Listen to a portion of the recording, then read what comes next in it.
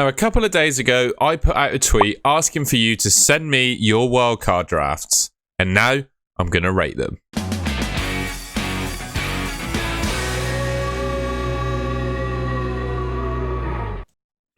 First up then, we've got a draft from my good mate FF Bobby. He's gone for the Areola and Turner double up in goal. I think this is going to be a really popular goalkeeper combination going forward. Areola, probably the one he's going to start most weeks. However, game week 9 looks like Turner could be a start. However, I thought Turner looked really shaky against Brentford, and he should have given away a penalty with that foul on Wissa as well that didn't get checked by VAR. But we're not going to talk about VAR on this one. In general, I'm a little bit concerned about Turner. Is he going to continue playing? I think that's the question. However, Areola definitely will do, and Turner at 4 million, doesn't really matter if he's on your bench every week. Pedro Porro, Trippier and Cash is his defence. I like the Pedro Porro shout. He definitely could be a better option than Udogi or Udogi. I still haven't worked out how to pronounce it. However, he's a little bit more expensive. So the question is, do you want to spend the extra money, or would you want to save it? I think that's really the question you've got to ask yourself as to which Tottenham defender you pick. Trippier makes complete sense, I think. The best of the Newcastle defenders, and it's well and truly worth the extra cash you have to pay for him over the likes of Schär, Botman and Burn. Matty Cash, the best expected goal involvement for any defender in the game. Absolutely makes sense with the fixture run that Villa have got. Maddison and Son, Spurs double up in midfield. I really like it. Think Son is a genuine captaincy shout for game week 8. Also, it did look like Son hobbled off the pitch against Liverpool and was getting some treatment while he sat on the bench. I don't think that will rule him out of the Luton game, but it's just one thing to consider. He might play reduced minutes as the manager looks to save him. Saka and Diaby in midfield. I can't argue with those. Saka, a fantastic option, regardless really of the opposition he faces. I know Arsenal have got, Man City and Chelsea coming up, but I wouldn't rule out Saka scoring in those games. Moussa Diaby, again, another player that came off slightly injured in game week 7. However, I think he'll be fit for game week 8. And with the fixture run Villa have got, he looks absolutely fantastic. Darwin Núñez, Watkins and Haaland up front for Bobby. A little bit doubtful as to Darwin Núñez's starts. I think he's genuine. Yeah, well, he's gone for him because he hasn't got Salah, I think, really. Just the question is he going to start every game? I'm not sure I'd want him in my team, or a player in my team that isn't guaranteed to start every game. I see he's got Estupinian on the bench. The other two are just the cheapest option in their position. I think I'd go for Charlie Taylor of Burnley, just because I think he's a solid starter for them at 3.9 million.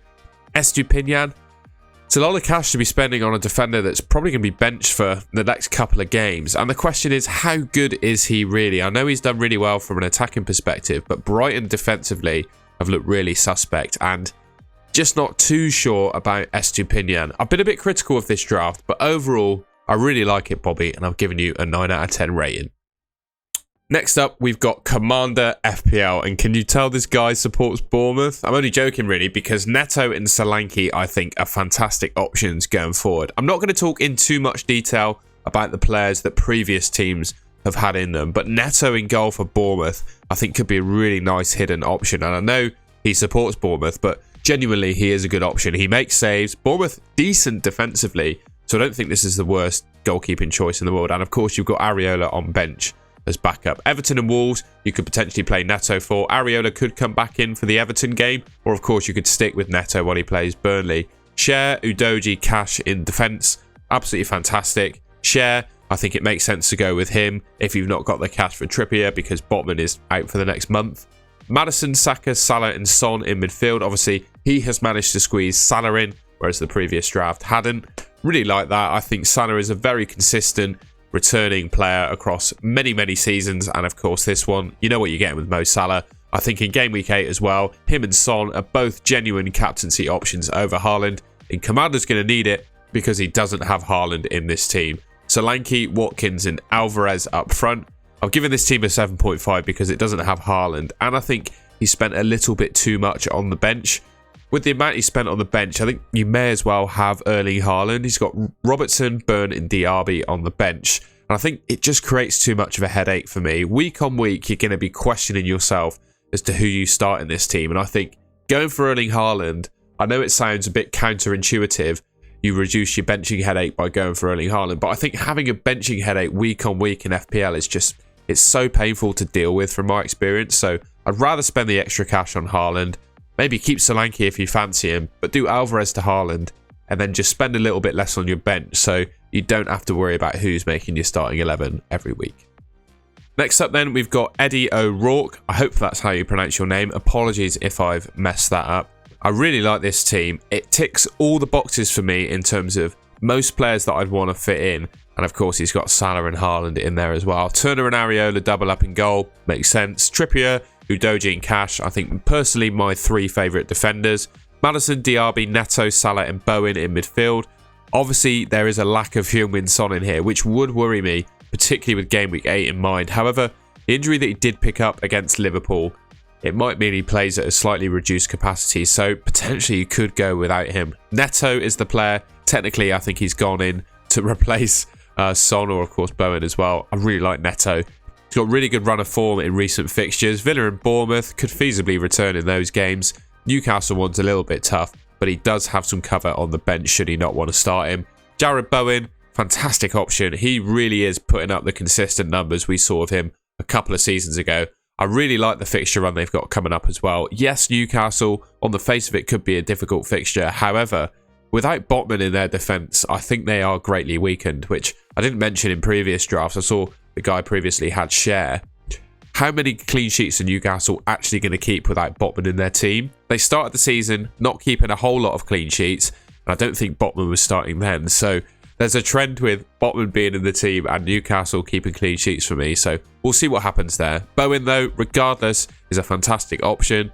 Watkins and Haaland up front. Can't go without Watkins, really, with the fixture run Villa have got. It's not just knee-jerky that he returned well in Game Week 7, in my opinion. He was good throughout the whole season, just getting assists rather than goals. Mitchell, Burn and Archer on the bench. Perfectly good options to come in for any of these 11, I would suggest. Couple more to go then. I'm pretty sure this guy's name was Gavin. Sorry if I've got your name wrong. GBristow8 on Twitter. Turner and Areola double up in goal. Trippier, Cash, Burn in defence. Son, Diaby, Neto, Salah. Alvarez, Watkins, Haaland up front. I really like this draft. The one slight issue I have with it is Estupinian is on your bench. I think you could drop Estupinian for someone a bit cheaper and potentially upgrade Neto. I'm not suggesting you can bring in someone like Maddison or something like that for Neto. Potentially you could go, the likes of Mbeumo or Mitoma and then get rid of Alvarez. Go for a 4.5 million striker and then go for a couple of midfielders that are a bit stronger than Neto. Like I said, I really like Neto and I think he's got a good, run of returns, etc. But at that price point, there's a shortage of options. So if Neto did get injured, I think you'd be hunting around for a backup, basically. So that's the only doubt I have around Neto. However, as a whole, and you've got some good bench cover, to be fair, in Estupinian, as a whole, I think this team will do you very nicely. That's why I've given it a 9. And last but not least, we've got Brandon Walsh 8 on Twitter. He's gone for a Leno and Areola double up in goal, which I really like. I think Leno has put up some really good goalkeeping numbers so far this season. And by the looks of it, the two of them rotate nicely. You play Leno in Game Week 8, then obviously pick up Areola for Villa and Everton in 9 and 10. Pedro Porro Anderson, the new top scoring defender. I don't really know how he's managed that. To be honest, I think he'll do all right against Nottingham Forest. But against Newcastle and Tottenham, I'm not so sure. But he does have Burn and Zuma on the bench to cover. I really like the shout of Kurt Zuma, to be fair. James Ward-Prowse whipping in the free kick. Zuma obviously being really good in the air. I think he could well get some attacking returns, along with, of course, some clean sheets. Son and Maddison of Spurs in midfield. Already spoken about Bowen. This is the first draft I've seen with 2 Arsenal midfielders. I don't quite know how to feel about it, to be honest, because yes, on the face of it, you think, oh, they've got some tough fixtures. They might not score that well, but I don't think Arsenal have ever had a problem scoring goals, regardless of the opposition they've been playing. So, to be fair, I don't really think I can discredit Odegaard and Saka as a double up. The two of them are going to play pretty much every game for Arsenal, and they do look decent going forward. I can't argue with the Alvarez and Haaland up front either. I would suggest, just with the quality of fixture run they have, I do think Watkins is better than Alvarez. So, for that reason, I've given it an 8. Also, yes, you could make that argument about the Arsenal midfield. However, I do think there are better options considering the fixture they've got. But that's just my opinion. Brandon Walsh, I think this team will do you just fine. All right, and that's the end of the video. I hope you enjoyed that. If you did, or if one of your drafts was rated in this video, I'd appreciate it if you could let me know what you think in the comments and if I've changed your mind at all on any of the picks. My intention with this is not to direct you to what to do with your team. I never say that in any of my videos. I make suggestions and hopefully they allow you to think rather than me just dictate what to do with your team, because that's no fun. But yeah, if you enjoyed the video and found it useful, I'd really appreciate it if you could leave me a like rating, get my thumb in, and subscribe to the Golden Goal channel, which should be just there, and I will catch you in my next video.